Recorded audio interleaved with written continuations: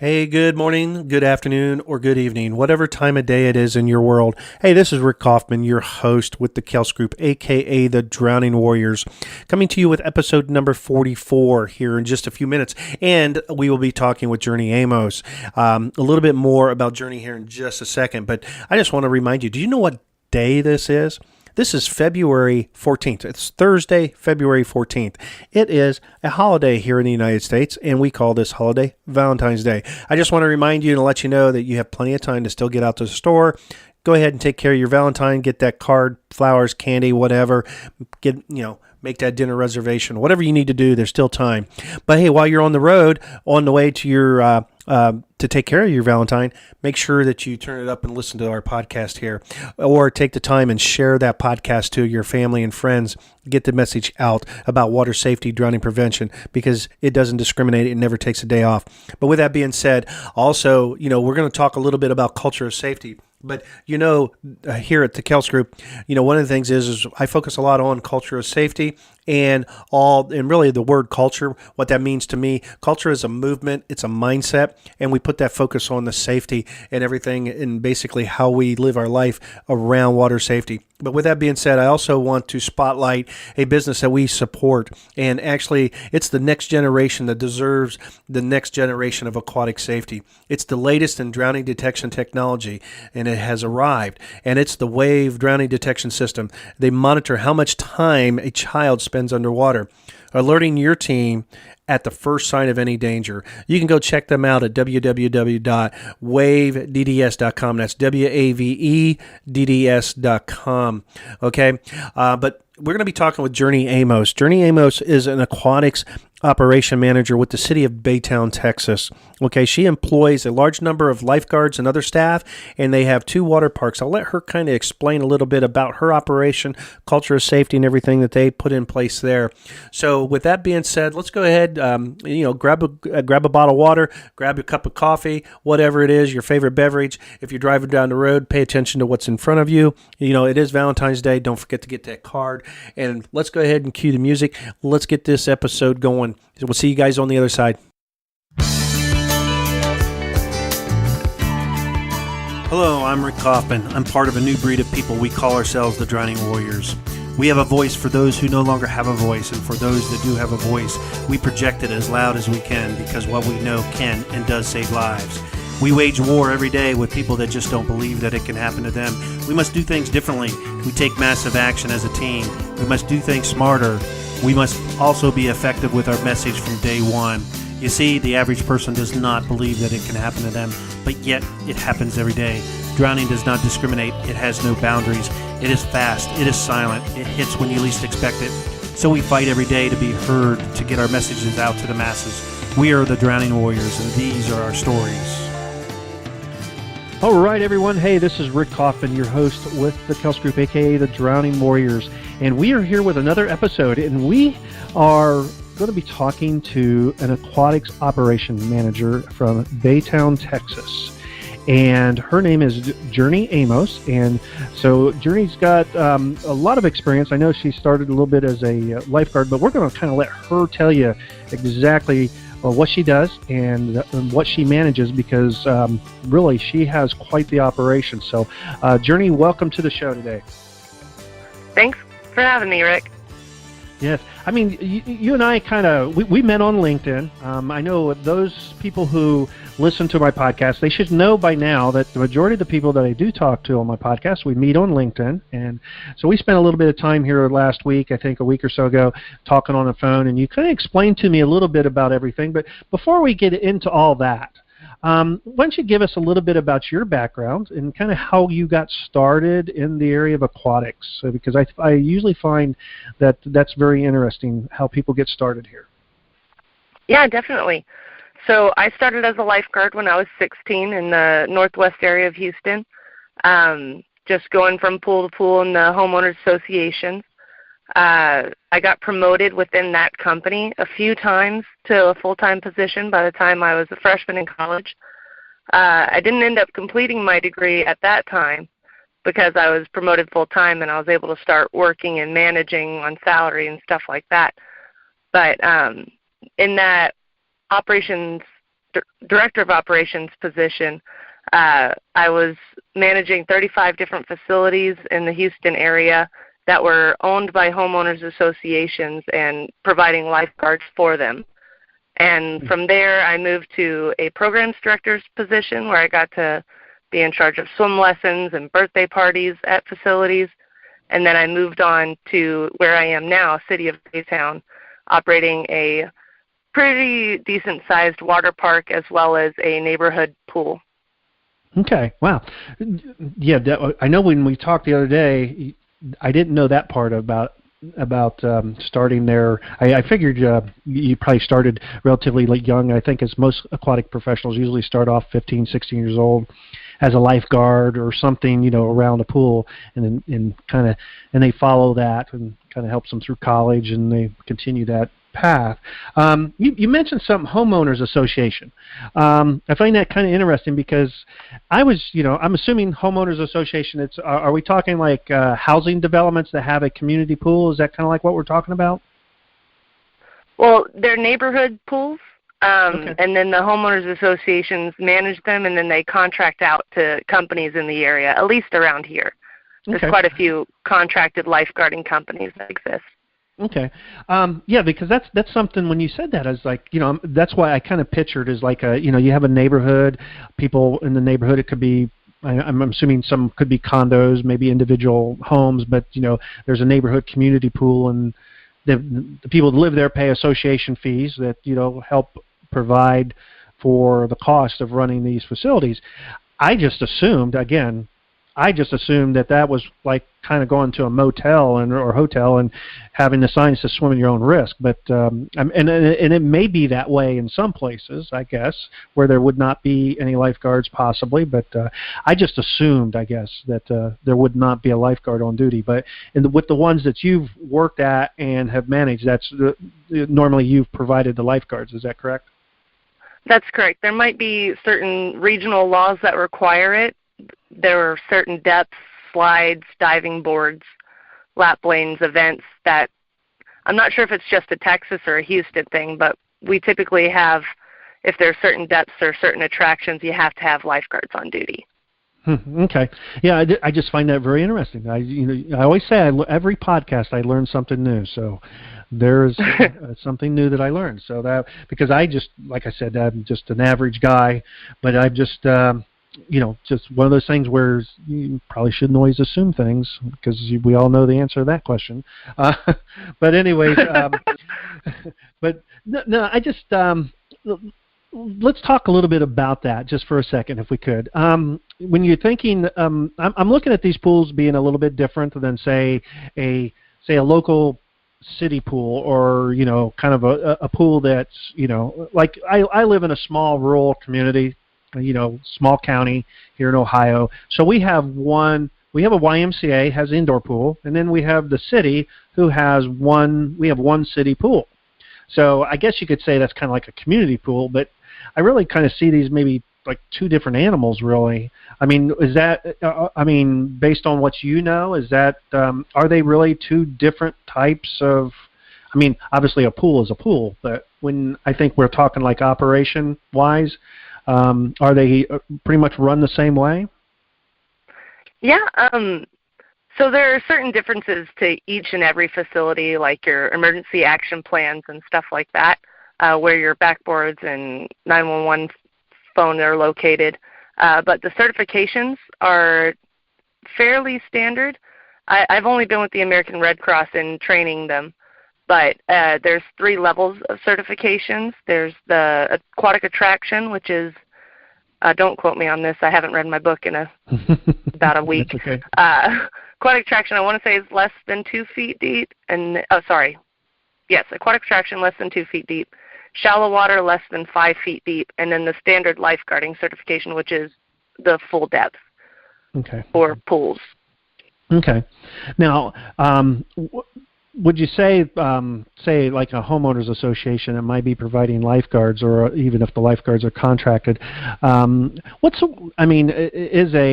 I guess attendance level wise, how would, from a management standpoint, and when you think of staffing, there's probably differences in the staffing between the two also, because if you have like in case of our city pool, I mean, obviously, could be kind of a cold, rainy day one day, then tomorrow, but because there's one pool, I mean, essentially you could have 10 people one day, and the next day the place could be just packed.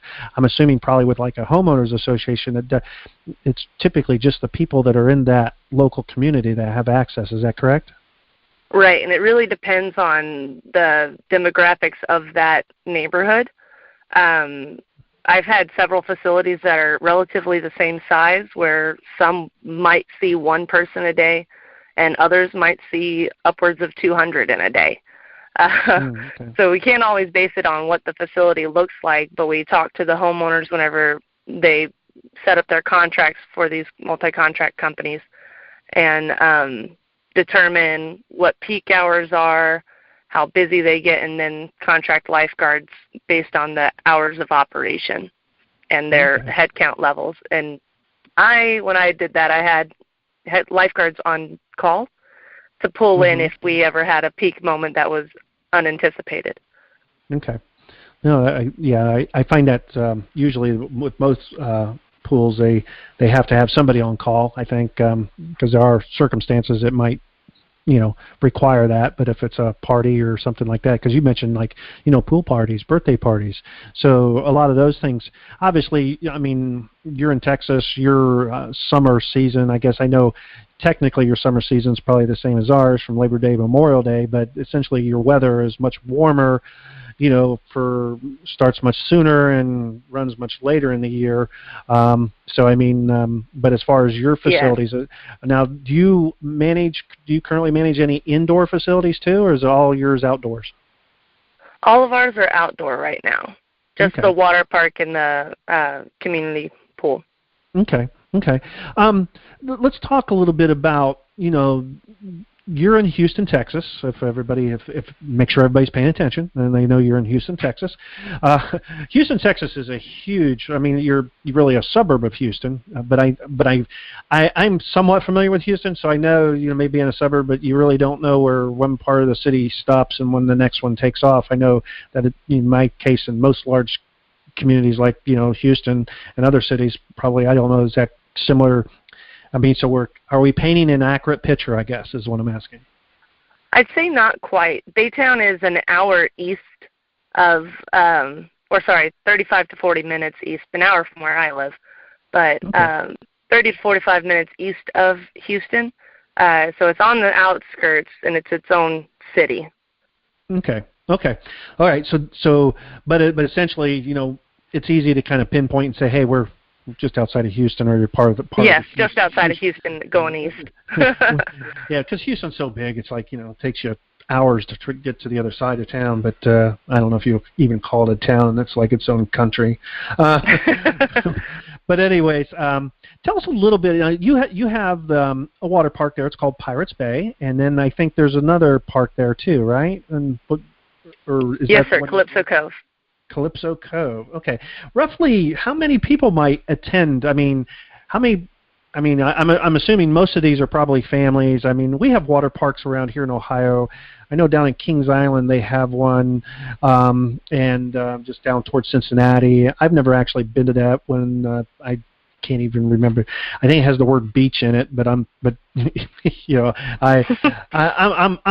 old guy now. My kids, I have grandkids, so they may go. I don't really attend them. But roughly how many people can attend a water park like that on any given day? Oh gosh. Well, on the weekends we hit capacity, which is 2,500, and as people file out, we file people in. At Pirates Bay, and then Calypso we have capacity of 500, and every day we hit capacity and are filing people out and filing people in. Okay, wow. So when you hit capacity, you're really so in other words, at that point in time, you can't let anybody else in, right? Correct. Okay.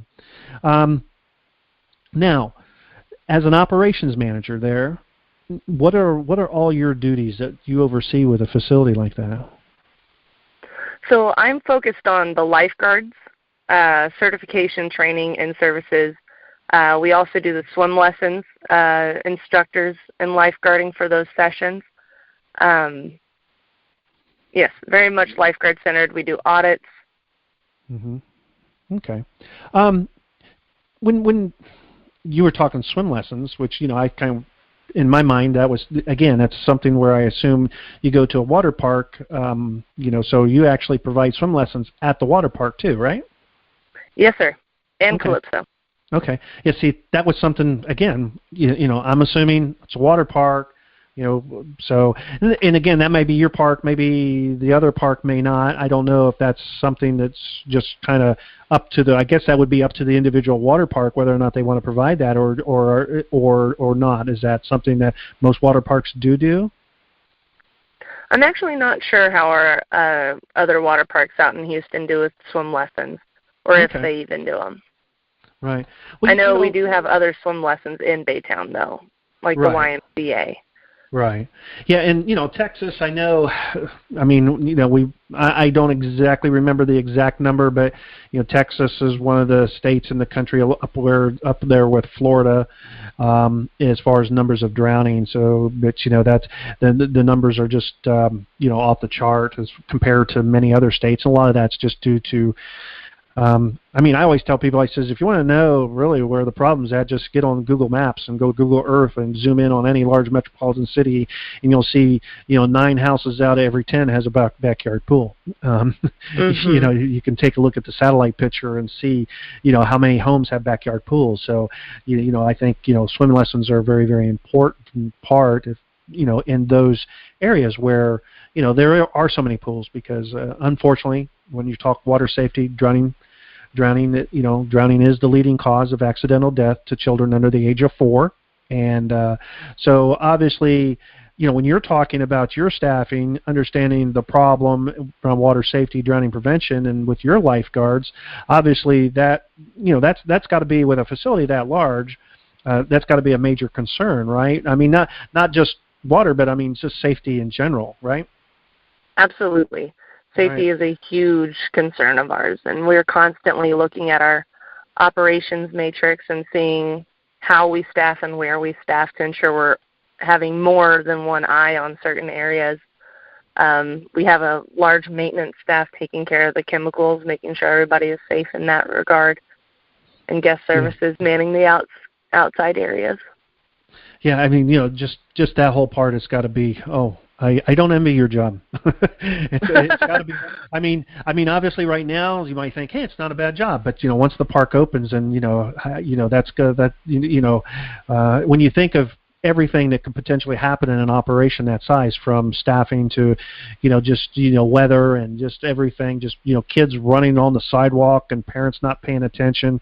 If you had an opportunity to talk to parents, because one of the things I see with a lot of pools, especially public pools, things like that, and I can't speak for every pool, but I know with every aquatics, professional I speak to that operate pools or run a pool or staff a pool, lifeguard, and that includes lifeguards or anybody that's around a pool, most of them say that many times these are kind of, mom and dad are on their way to work. Okay, we'll go by the pool. We'll throw the kids out and let them spend the day at the pool. Is this some of the issues and problems that you see even there?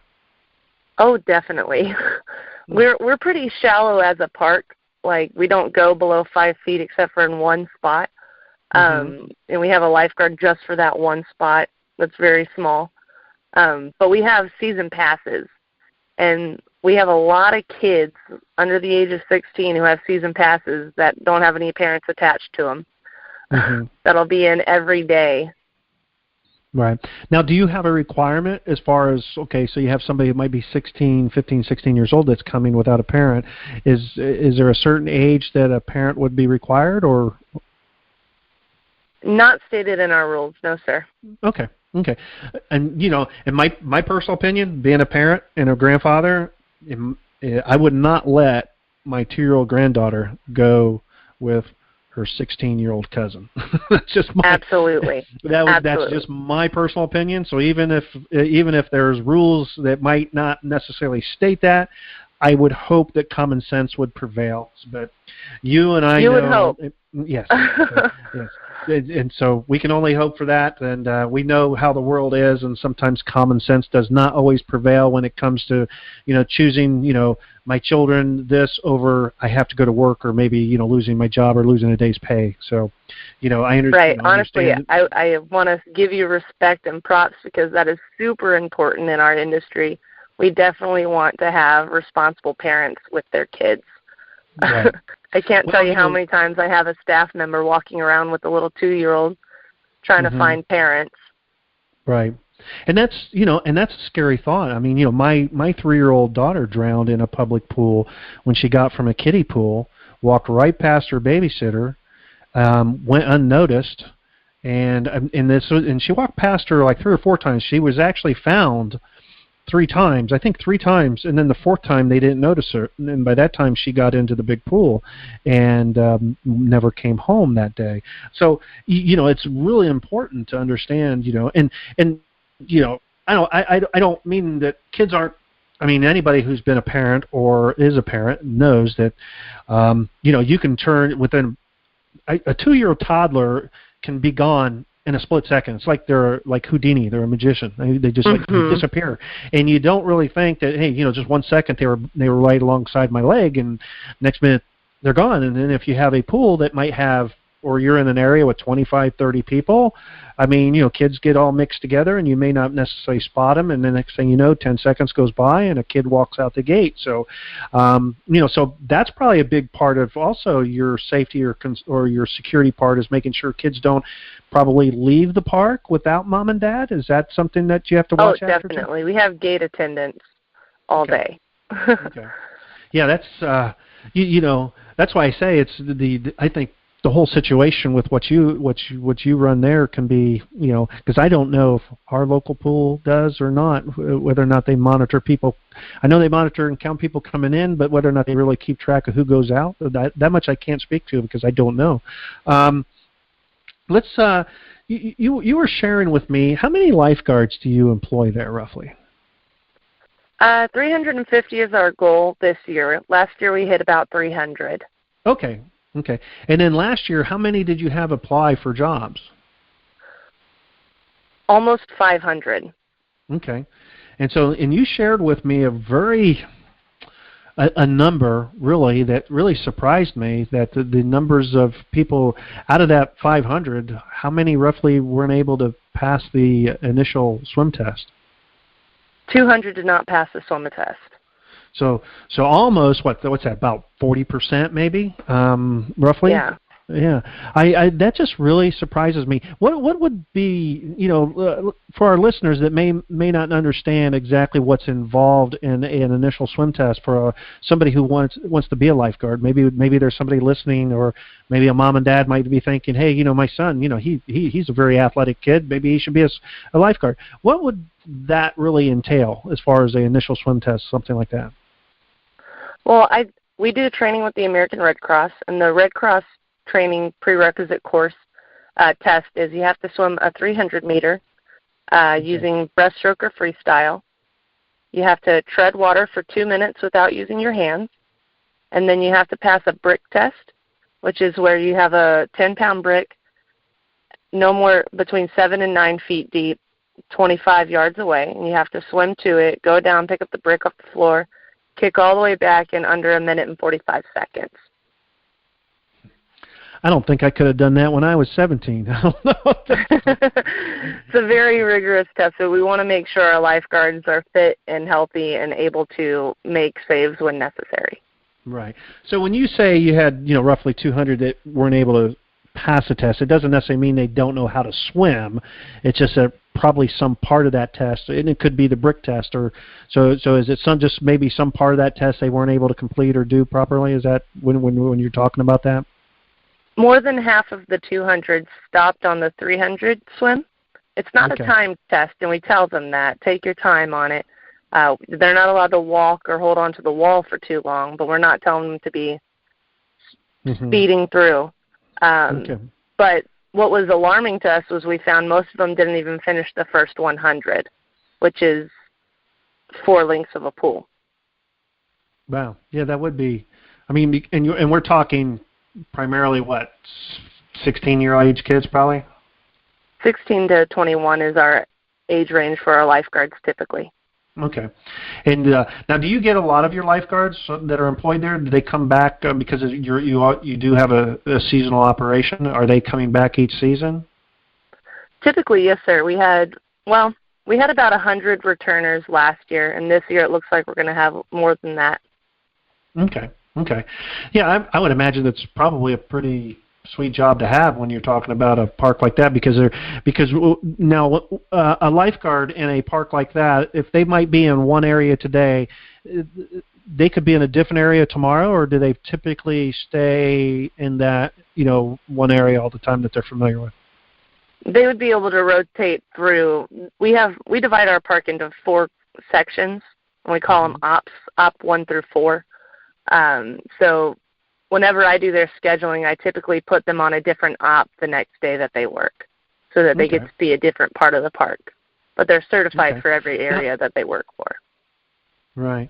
Do you have one of those lazy rivers there? Yes, sir, we do. Oh, that's my kind park, then. I'm right there.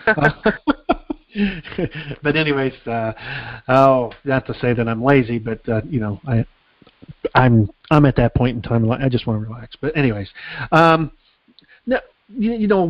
I want to talk about personal flotation devices. Are people, families, if a child has a life vest or floaties, do you allow them to bring that into your park? We do allow them to bring their own infant floaties and stuff like that. We also provide for free first come first served life jackets of infant, toddler, and child sizes. Okay. Yeah, I know some parks don't allow them. Now, I can't speak to why. It's and I couldn't really speak to any name. I've seen, like, on social media, people who teach swim lessons where a family goes on a family vacation. They, a child has, maybe they're a 1-year-old or 2-year-old, and they've gone through some very basic, technique to learn how to float, for an example. And then, they go to a water park, and the water park won't let them. Now, do you have requirements at a certain age? I mean, if a parent says, hey, my child knows how to swim, do you test them, or you go based off of what the parent says, or do you have certain requirements on that? So we don't have any water tests. What we do is we pretty much overstaff our park to account for any what-if scenario. And we leave it to the parent's discretion and ask that infants are within arm's reach of a parent at all times. That we do enforce with our lifeguards on staff. In regards to the flotation devices, I can't speak for other parks, but I can say that whenever I was a lifeguard, I was told water wings are not good for babies. Right. And so I can see why some people might not allow water wings, because if one slips off, you're actually increasing the risk of a drowning incident. Right. And then visibility could be issues. We provide river tubes. We don't allow them in the wave pool, though, because you can't see through them clear enough to see the bottom of the pool. So we don't allow adult-sized tubes that you can't see through. Or anything that would be a visibility hindrance. Okay. No, that makes a lot of sense. That part. I mean, you can get on YouTube and watch YouTube videos, and you see wave parks with the inner tubes in them, and then some that don't. Probably again, that's probably could be a park to park type rule also. So, there's always that possibility. No, yeah, I totally agree with the. Like the water wings, the blow-up arm floaties, or my daughter was accustomed to wearing those before she drowned, and the public pool that she went, there was no flotation devices allowed, and I believe that that actually contributed to her drowning, because as the more I have learned about swimming. That water wings like that actually keep children vertical in the water, and so they're really not learning the proper, way to disperse water or float or swim. So they kind of stay vertical and they kick their feet while they're vertical. I mean, I can speak to that because that's how my daughter moved around the pool. She was always vertical. So without those, if she's vertical, she's displacing the water below her, and if she doesn't know that those water wings are what's keeping her afloat, then she'll sink. And that's what we believe happened. I mean, obviously we don't know for sure, but that's kind of what we've looked at and what I have learned and talking with other professionals who teach swimming lessons of all various ages. That's drowning does not look like drowning like it is in the movies. And right. in a child, in this case, a child, if they can't touch the bottom, they're not going to be bobbing up and down, like they do in the movies and coming up and screaming. They go under, they stay under typically. So that's got to be a big concern as far from a lifeguard standpoint. Now I'm picturing a water park like yours. I picture like slides. I always refer to it as a toilet bowl, but I don't know what the technical name is. But that's what we call it on the internally. We call that a toilet bowl. We do have a toilet bowl slide. Okay.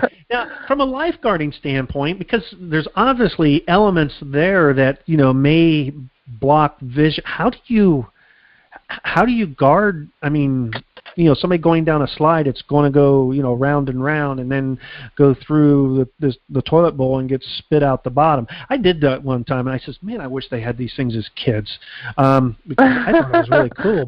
But still, from a lifeguarding standpoint, what might seem cool on one end, but maybe from your position, maybe your outlook on that is something totally different possibly. Is that a concern? It is definitely a guest favorite slide. The way that we handle ours is it's not a large body of water that they fall into. It's very cylindrical. Basically, it goes deep, but it's not very wide, just enough for a person to get through and still have some safety area. We have one guard there, and what we have trained our guards to do during park training is to be very reactionary at that one spot in our park. So if somebody goes down and they don't come up immediately and look like they're comfortable, you jump in.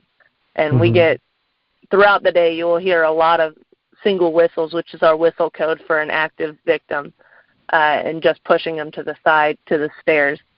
So it happens a lot throughout the day. People who don't know how to swim try to go down there, and we get a lifeguard on them within seconds. Wow. Yeah, that's so a lot of, so training, obviously training's got to be a big area that you really spend focus a lot on. Is that correct? Definitely. We have the Red Cross training, and then we have our park training, and then we have 4 hours of in-service per month. Okay. As well as training checkups, which are our audits, making sure kids are knowing their skills and then passing them to proficiency.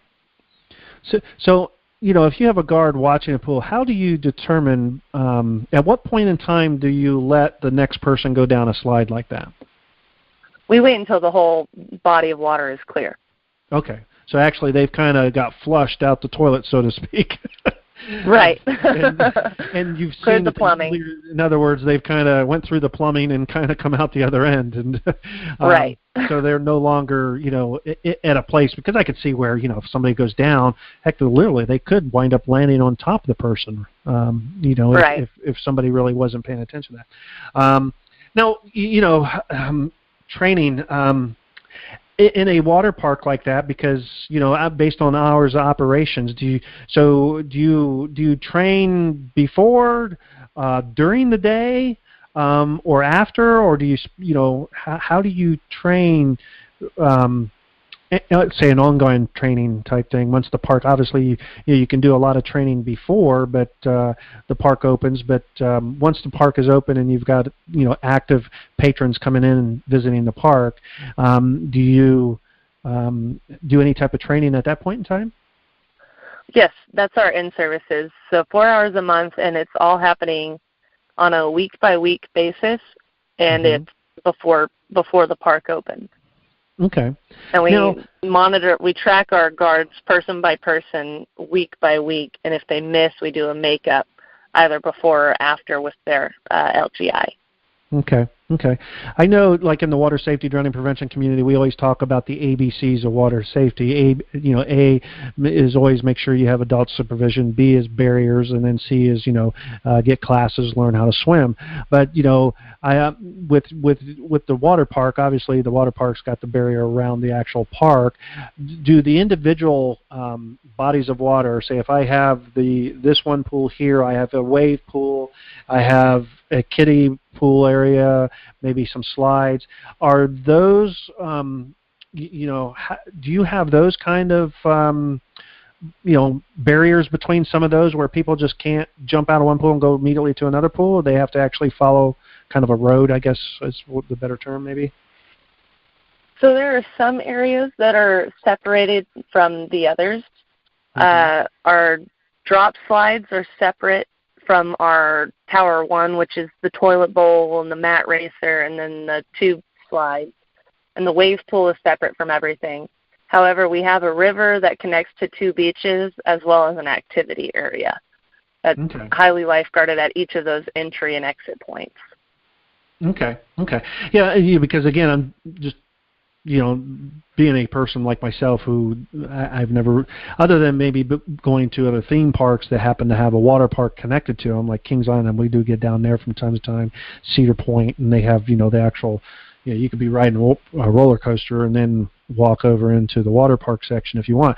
I know in some cases they're kind of gated where, and so that way they can kind of control people as they come in and out of that particular pool, but wasn't quite sure if that was anything like yours. For those that may be listening and wanting to get a visual picture of this, let's talk a little bit about a couple other little areas here I kind of wanted to touch on before we kind of begin to maybe wrap up here. But one of the things was I always like to talk with aquatic professionals and people like yourself, is because there's part of our audience that are lifeguards and other people that are maybe running a smaller community pool, maybe looking at wanting to manage a pool, a much larger operation. But if somebody is starting off and they're 16, 17 years old, or maybe they're in college right now, and they're pursuing and they're considering something from an aquatics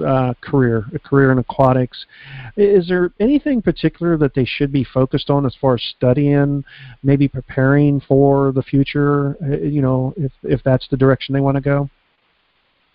Well, I've gone back to school to get my associates now, and I can tell you that of the courses I have taken, the ones that I have found the most beneficial to my career have been the management classes and the business classes, actually learning how to work with people and how to have people want to work with you and how for you to enjoy your job in the long run.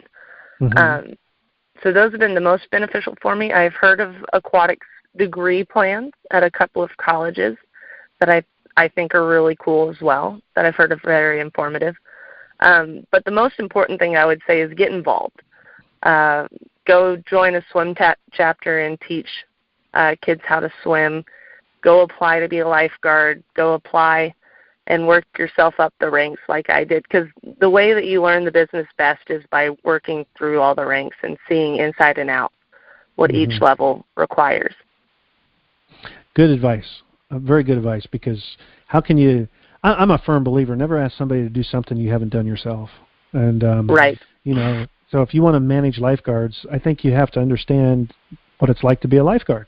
I mean, that's, and I know there's people out there that are managing pools that, nothing against them or against the whole thing, but I know some of them started off at the local pool or the community pool or the YMCA, and they started off managing the daycare. And then through one promotion and led to another promotion, and then this job came open, and they find themselves as the pool manager. That's the way their systems run. So I know people wind up in positions like that. But in this case, I'm kind of if those people are listening to this podcast and you're wanting to maybe go from where you're at to be someplace where like Journey's at, and managing a much larger operation, there's some really good advice for you.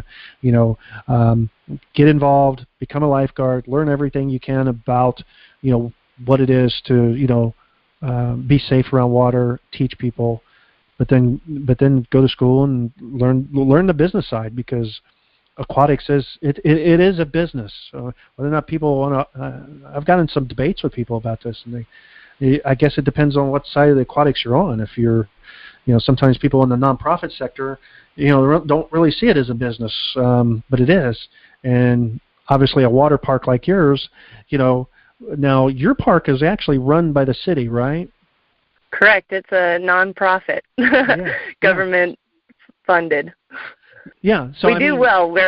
There's no issue monetarily wise, but in the end, business tactics will help you improve your management style, because people are people, and people are going to be managed as a manager, right? Right. Oh yeah, yeah. And especially when you're talking an operation and managing 300 plus lifeguards. I mean, yes. I don't know. I with all the years in business I have, I don't know if I could keep track of all that and make sure that you're adequately staffed and have a system and have systems in place to be able to manage that. So, again, having the schooling, the education, and the knowledge, sometimes is real important, that I think a lot of people may not quite understand. So that's awesome. The other thing is, when we're thinking on the terms of water safety, because with my podcast we are speaking to a lot of nonprofits, a lot of other pool operators, and again we do have a good portion of our audience that I don't really engage with them, but I know that we do have a good portion that are just basically moms and dads. I mean, if you've got a bit of advice that you could tell a mom and dad, here it is January, end of January, and we're planning a vacation, and we would be coming to, Baytown, and we wanted to attend a facility like yours. I mean, what would be the best advice that you could give a parent before they actually show up to attend your facility? I would say stay present. Mm-hmm. There are so many things that we can do to ensure the safety of your children and your family, but the most important thing is if you are aware, because you know your kids better than we do. Right. Yeah, I mean, you said it very good, very well, actually. Staying aware, being present, and that I think, again, we're going to a large park. Maybe you've got a lot of staff, a lot of people around. So be vigilant and keep your children. I mean, when you mentioned earlier arm's length away, I would think in a facility, in any facility for that matter, even if it's a small little town pool like ours, but there could be 200 people still in that little small pool of ours.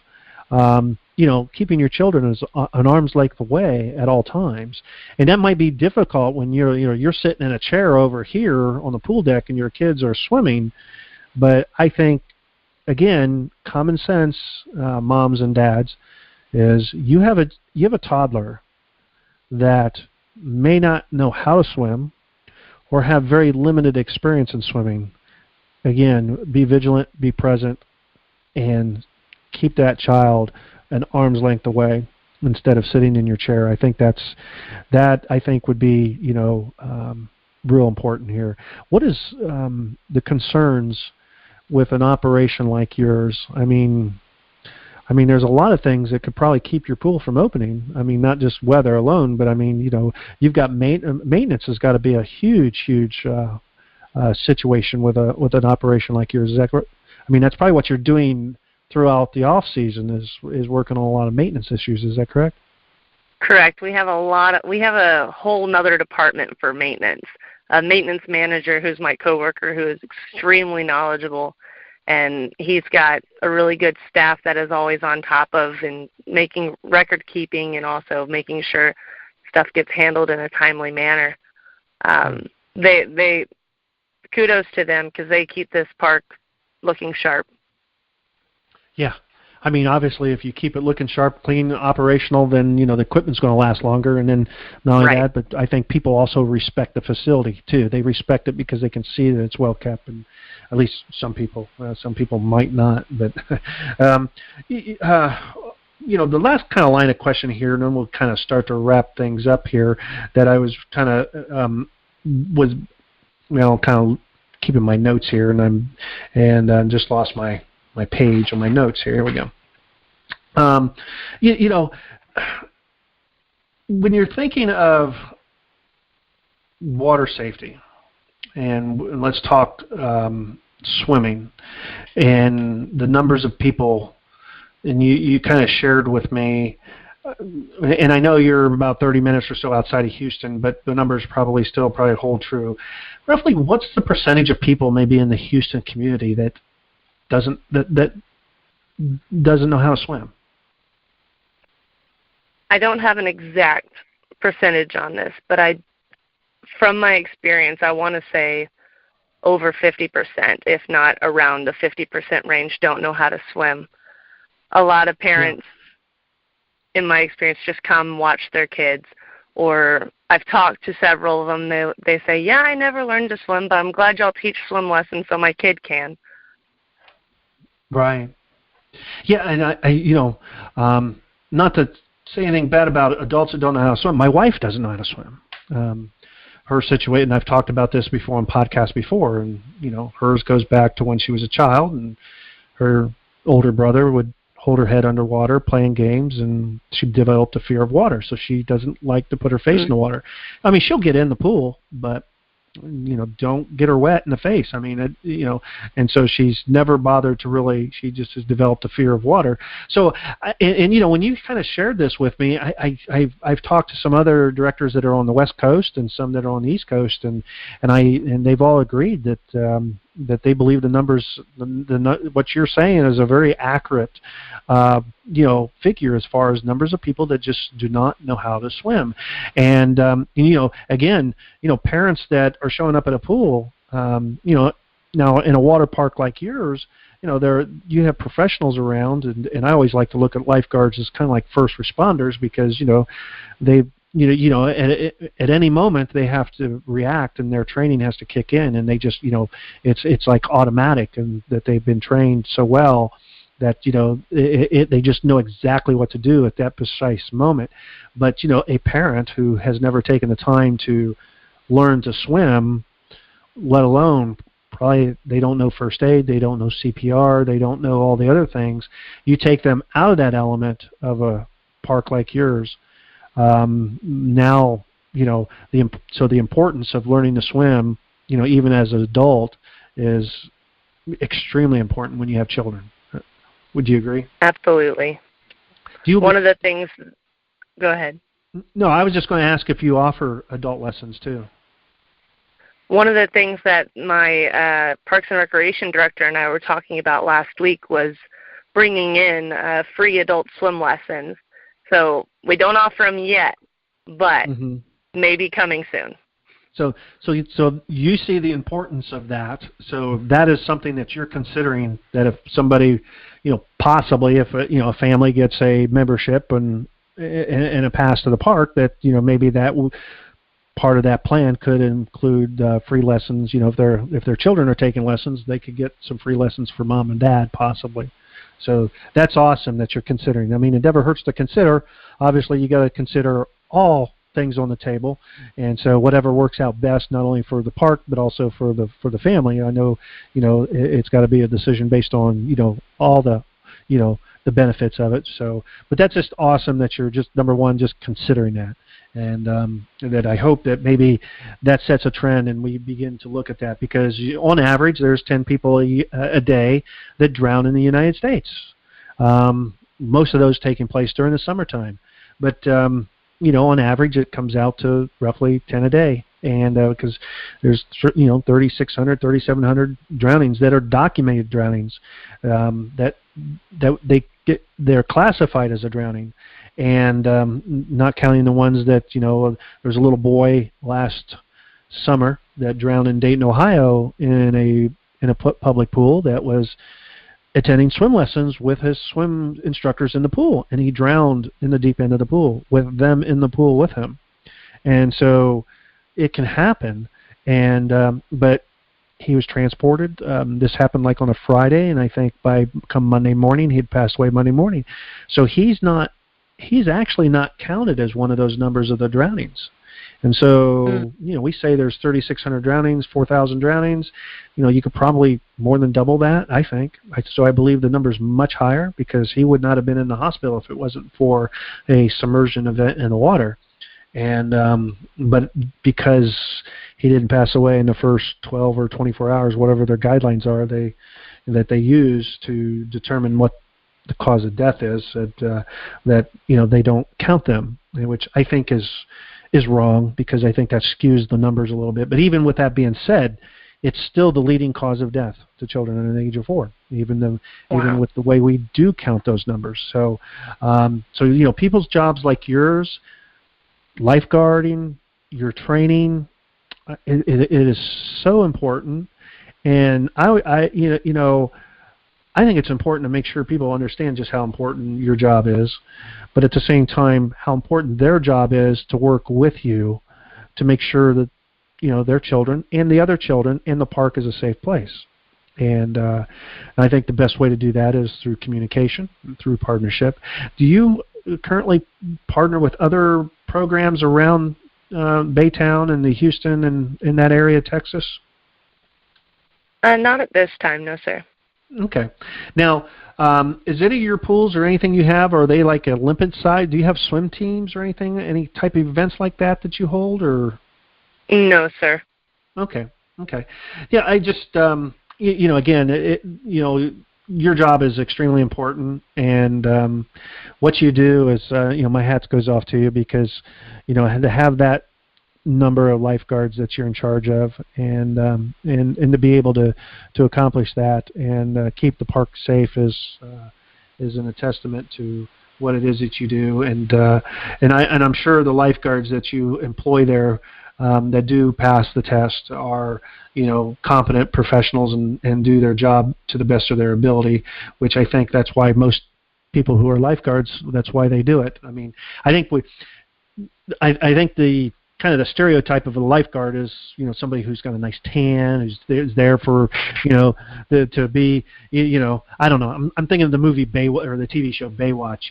They kind of, think of, the girls look like this and the guys look like this, and realistically, none of us ever really look like any of those people. But it's just, that's kind of the stereotype of that, and that's not necessarily always the case. And Journey, is if somebody wanted to get in touch with you, what's the best way if somebody wanted to reach out and if they have a question, or maybe they just maybe looking for some mentorship or something like that? What would be the best way that somebody could reach you? The best way would be through my email. They can email me at journey.amos@gmail.com. Okay. Well, we'll make sure that we have your email also in our link on our show notes. I also, you have a website for your for the park, right? Yes, sir. It's www.baytown.org/Pirates Bay. Okay.